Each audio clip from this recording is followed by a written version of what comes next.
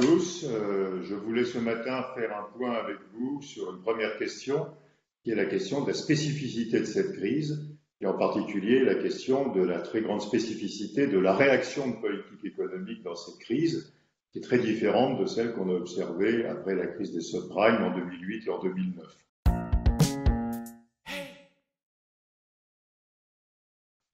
Alors, bien sûr, l'origine de la crise est extrêmement différente de celle de 2008, il y a 10 ans. Il ne s'agit pas d'une crise de la finance, de la titrisation de crédits immobiliers, des banques. Il s'agit d'une crise sanitaire avec le confinement des populations dans pratiquement toute la planète qui a fait chuter l'activité au premier ou au deuxième trimestre, suivant les régions, de 10, 15, 20, 25%. Et donc, c'est une crise très spéciale où les salariés ont été empêchés d'aller travailler. Et évidemment, ceci donne lieu à une réponse de politique économique qui est aussi très différente de celle de 2008 et de 2009. Et je crois que c'est ceci qui est très important à voir. Aux États-Unis, en 2008, on a très vite mis en place une politique très expansionniste de la Réserve fédérale, de la Banque centrale, avec ce qu'on appelle le quantitative easing, c'est-à-dire de la création monétaire qui finance les achats de dette publique. Et ceci a été assez efficace aux États-Unis pour limiter l'ampleur de la crise dès que cette crise est devenue très difficile à la fin de l'année 2008. Dans la zone euro, à l'époque, on a beaucoup tardé et on a fait deux erreurs de politique économique. La première, c'était en 2010-2011 de revenir budgétaire plus restrictive, de réduire le déficit public assez rapidement. Et la seconde, c'est d'attendre 2015 pour mettre en place cette politique de quantitative easing, c'est-à-dire cette politique de création monétaire, achetant les dettes publiques et donc facilitant le financement des États. Donc on a eu, après la crise de 2008-2009 dans la zone euro, une rechute de l'économie liée à ces deux erreurs, à nouveau, resserrement trop rapide des déficits publics et absence de politique monétaire très expansionniste. Cette fois-ci, on voit partout sur la planète, et en particulier dans les pays de l'OCDE, la même politique. Et elle est beaucoup plus réactive, beaucoup plus brutale et beaucoup plus efficace que celle de 2009, particulièrement en Europe. On a partout des déficits publics très importants, avec l'objectif de ne pas laisser autant que possible monter les faillites des entreprises et le chômage. Alors bien sûr, il y aura des faillites des entreprises et du chômage, mais beaucoup moins que ce qui aurait été impliqué par la chute du PIB. La chute du PIB va être de 7% sans doute aux États-Unis, de 9% en Europe, et donc on aurait dû avoir une explosion des faillites et du chômage qu'on n'aura pas. Et puis, comme ces déficits publics sont extrêmement importants et qu'il n'est pas évident de les financer normalement, les banques centrales partout les monétisent, c'est-à-dire créent de la monnaie en achetant des dettes publiques, d'ailleurs en achetant aussi des dettes d'entreprises pour faciliter le financement des entreprises.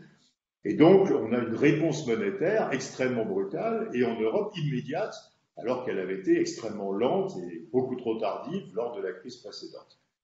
Alors bien sûr, cette politique expansionniste ne peut pas tout éviter. Il y a des secteurs d'activité en très grande difficulté, on y viendra tout à l'heure. Il y a bien sûr des salariés, surtout avec des contrats de travail à court terme ou dans des secteurs très très fragilisés qui perdent leur emploi. Mais il faut se rendre compte que par rapport à la catastrophe économique qu'on aurait pu avoir, à la fois d'avoir laissé partir là où il le fallait les déficits publics et deuxièmement de les avoir financés par la création monétaire et pas par des financements sur les marchés obligataires, ce qui aurait fait monter les taux d'intérêt aurait été extrêmement contre-productif, va être efficace. Donc on va avoir une crise beaucoup moins forte en termes d'emploi et de faillite que celle qu'on aurait dû avoir, même si bien sûr on ne peut pas éviter tous les ennuis liés à cette chute de l'activité. Et il ne faut pas parler d'un problème de dette. La dette publique émise par les États est totalement absorbée par les banques centrales. Donc le sujet n'est pas l'excès de dette publique, le sujet et la question va être qu'on aura énormément créé une monnaie, donc c'est l'excès de liquidité créé par les banques centrales qui peut être un sujet d'interrogation ou d'inquiétude et pas l'excès de dette publique, que cette dette publique se trouve dans les bilans des banques centrales et n'a pas à être placée sur les marchés financiers. Et à nouveau, ceci a permis le maintien des taux d'intérêt extraordinairement bas, malgré l'énormité des déficits publics qui ont été mis en place. Voilà, donc il faut se rendre compte que cette politique extraordinaire de déficit public monétisé ne peut pas éviter tous les désordres qui viennent d'une chute de 8, 9 ou 10% du PIB, mais qu'on a sans doute évité 75 à 80% de ces désordres, hein, aussi bien en termes de chômage qu'en termes de disparition d'entreprises, et ceci évidemment au prix, pas tellement, je l'ai dit, d'une fragilisation des finances publiques, mais surtout d'une énorme expansion monétaire et de la quantité de liquidités en circulation.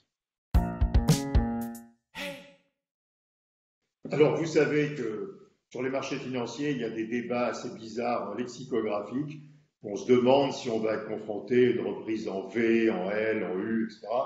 Bon, je crois que la réalité va être une reprise, certes une reprise, donc la croissance va repartir, sans doute à partir du quatrième trimestre de 2020, si nous n'avons pas de seconde vague de l'épidémie, hein, mais en Asie aujourd'hui on ne voit pas arriver de seconde vague de l'épidémie, donc on peut être relativement rassuré peut-être. Mais même si nous n'avons pas cette seconde vague d'épidémie, je crois qu'il faut réaliser que nous n'aurons pas la fameuse reprise en V, c'est-à-dire une reprise rapide et corrigeant tout de suite la perte de production dès la fin de cette année ou l'année prochaine.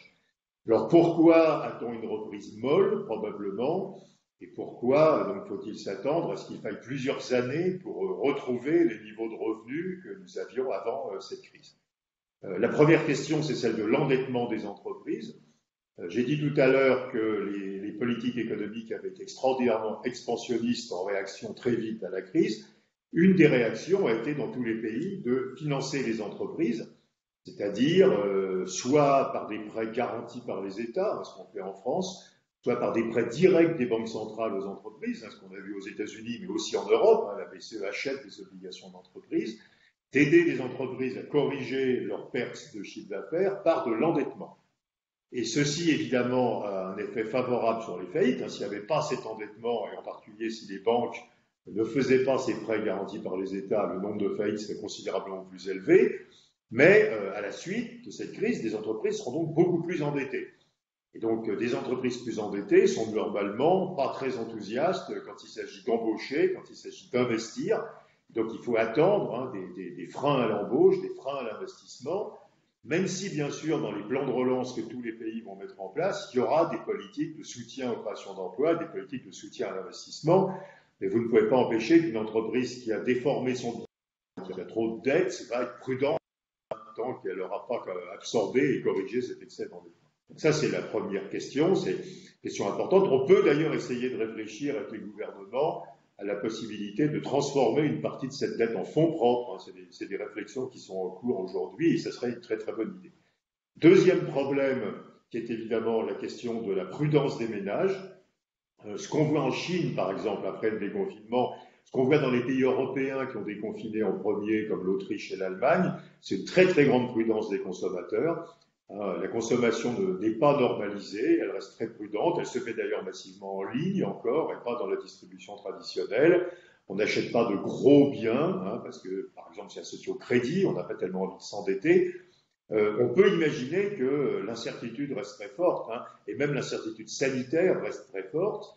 Il y a même des économistes qui pensent que l'humanité durablement va anticiper le retour de la prochaine pandémie et donc va adapter ses comportements vers plus de prudence en raison de ce risque. Et donc, on s'attend tous à de l'épargne de précaution et donc à une consommation assez poussive, et en particulier très prudente quand il s'agit à nouveau de gros biens durables, des voitures ou peut-être du tourisme à très longue distance. Et la troisième difficulté qui est très importante, qui commence vraiment à être débattue dans les milieux d'entreprise, c'est le fait qu'on a mis en place des nouvelles normes sanitaires. Il faut distancier les salariés et les clients, il faut nettoyer, désinfecter les locaux, il faut prendre des précautions vis-à-vis de la santé des salariés, et que ceci réduit la productivité, aussi bien du travail que du capital. Il faut prendre du temps pour mettre en place ces normes sanitaires. Ça désorganise les travails en équipe, par exemple. Il y a des estimations qui circulent que dans les secteurs concernés, on aurait une perte de productivité qui serait dans une fourchette entre 10 et 15 et peut-être 20%.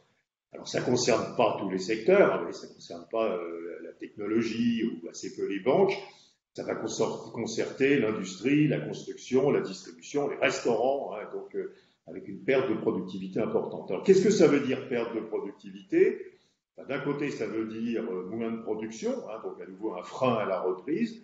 Et d'un autre côté, ça veut dire des hausses de coûts de production, ce qui peut-être annonce que dans ces secteurs touchés par ces normes sanitaires de façon importante, il y aura des hausses de prix, qu'on observe déjà d'ailleurs dans certains de ces secteurs.